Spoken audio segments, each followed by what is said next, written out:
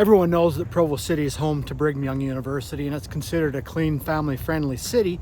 But what if I told you there are some really strange and even surprising things about Provo City that a lot of people don't know about until they move here? Hey, stick around. Some of these might make you laugh, or they might even make you raise an eyebrow. And some just might make you fall in love with Provo City.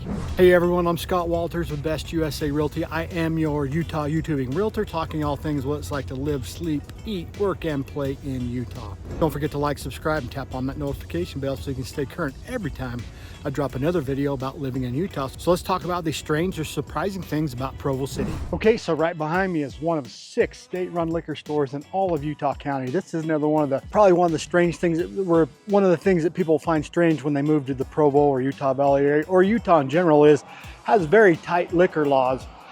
You can buy beer in a grocery store, but you're not going to see liquor and wines like that. You won't find a big liquor section in a grocery store like you will pretty much anywhere else all across America. All the harder liquors and wines have to be sold through a state-run liquor store.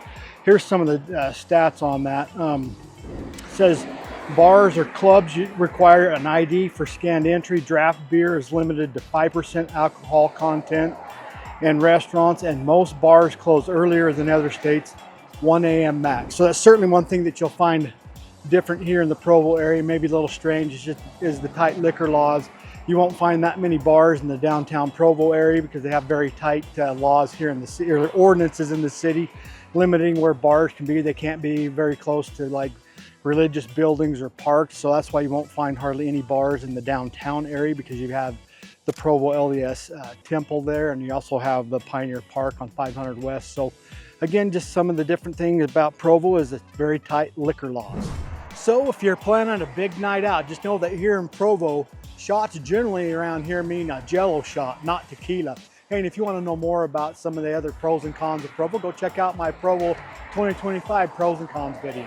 All right, so if you're a member of the Church of Jesus Christ of Latter-day Saints, you will not find this next quirk about Provo that surprising. But if you're not, you might find it surprising to know that Brigham Young University has a pretty strict honor code that students must live by in order to be able to attend Brigham Young University, and if they don't, they can be expelled from school or be subject to discipline. Some of the main things of the honor code is students cannot participate in premarital sex.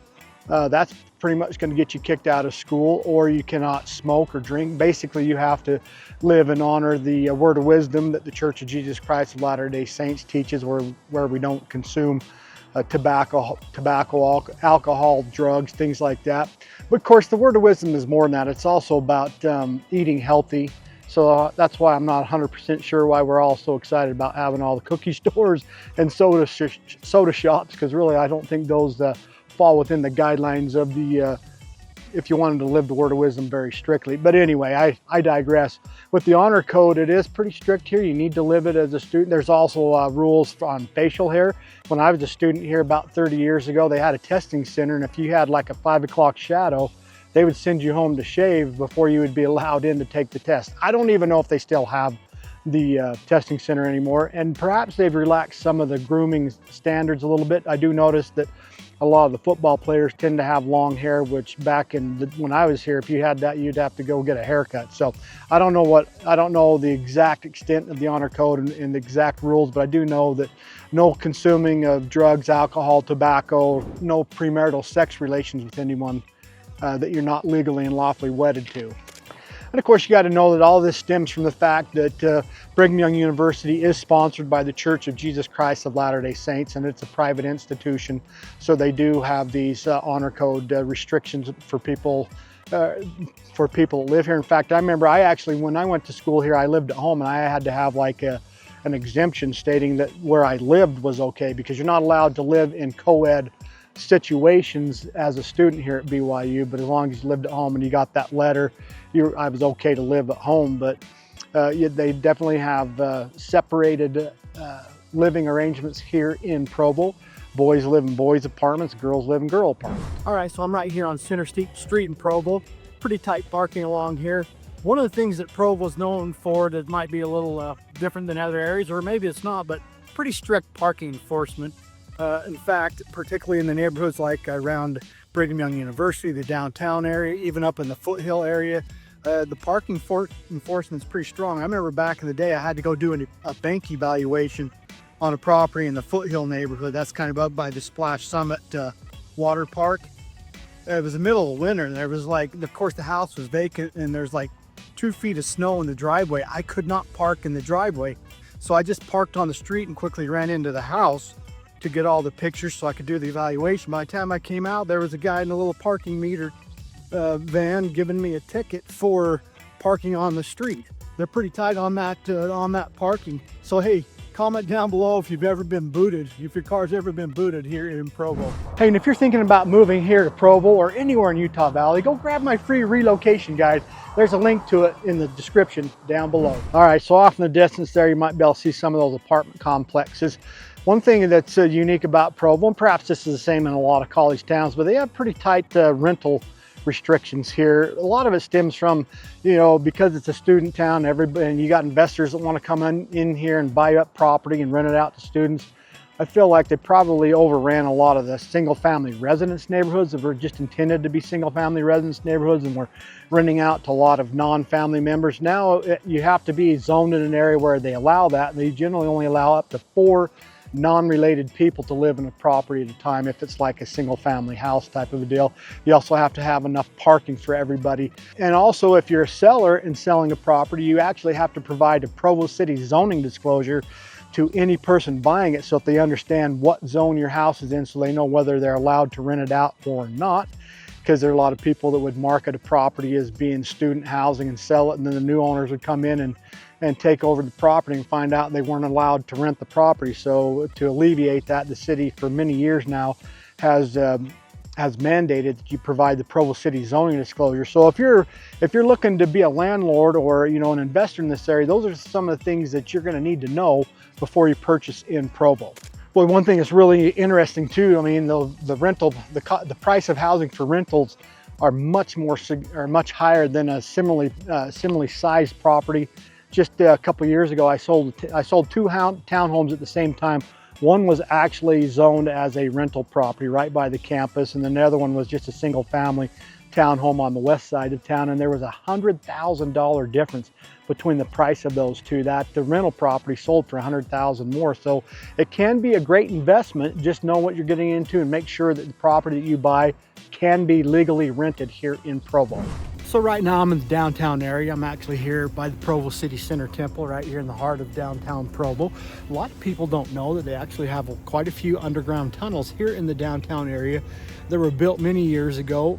And as I was studying up on, and I've actually lived here in the Provo, Utah area almost my entire life. I've never actually been into them, but I was reading and studying about them because I've heard kind of folklore and local culture talking about these tunnels, but they actually exist. Back in the day, they're used more as storage. I heard that they would cut blocks of ice out of Utah Lake and store food down that way.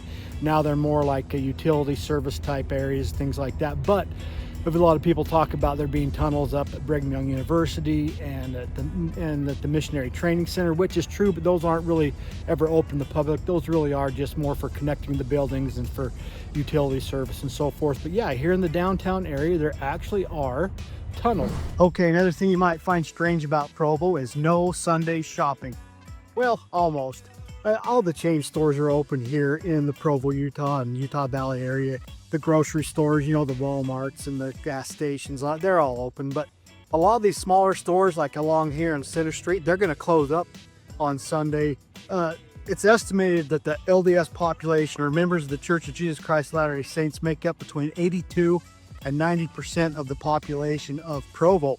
As such, many of them are quite practicing in the religion, and they believe in honoring and obeying and keeping the Sabbath day holy. So because of that, most of them do not shop or do those types of activities on the Sabbath. So a lot of the shops around here, they literally close up on Sundays. But you know, if you do like to shop on Sunday, well, the other stores are probably gonna be way less crowded and might be a great day for you to shop. But overall, you might not be able to find some of the stores you want to open because many of them will observe Sabbath day or keep Sabbath day observance. All right, so maybe you're not relocating to Provo, but you already live here. Know your home's value. Go to my website, bestusarealty.com/home value. I'd be happy to give you a free, no obligation evaluation so you know exactly what your home's worth in the current market. Okay, here in Provo, you are more likely to find more soda shops on every corner than a coffee shop.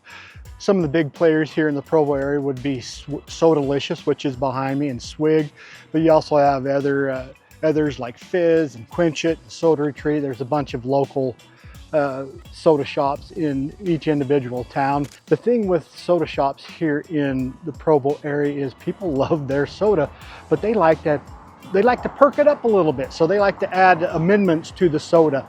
So if you get like a dirty Dr. Pepper, that usually means that you're gonna get a Dr. Pepper with like some coconut and lime put in it.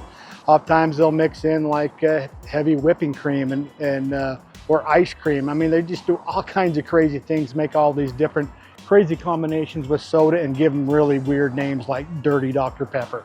So again, here in Provo, you're more likely to find more soda shops than coffee shops. Okay, so again, here in Provo, you are more likely to find a soda shop or a cookie shop on every corner. Some of the big cookie shops here in Provo would be Chip. I'm right in front of Chip right now. Crumbl cookie is also pretty famous for cookies around here. You've got Twisted, Craze, a bunch of different cookie shops.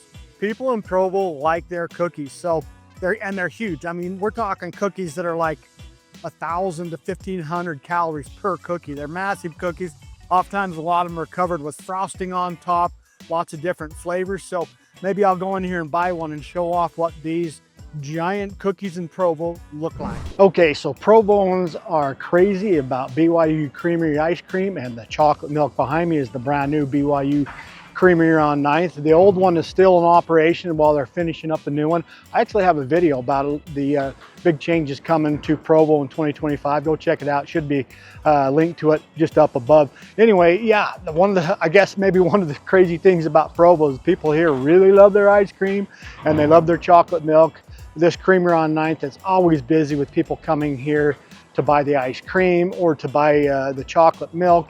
It's just a local favorite. In fact, they have like an outlet creamery just a couple hundred yards over here to my left, where you can actually get leftover ice cream when they're switching over from one type of ice cream to another. So it kind of has a mix of different ice creams in it. You can get a huge bucket for like 20 bucks.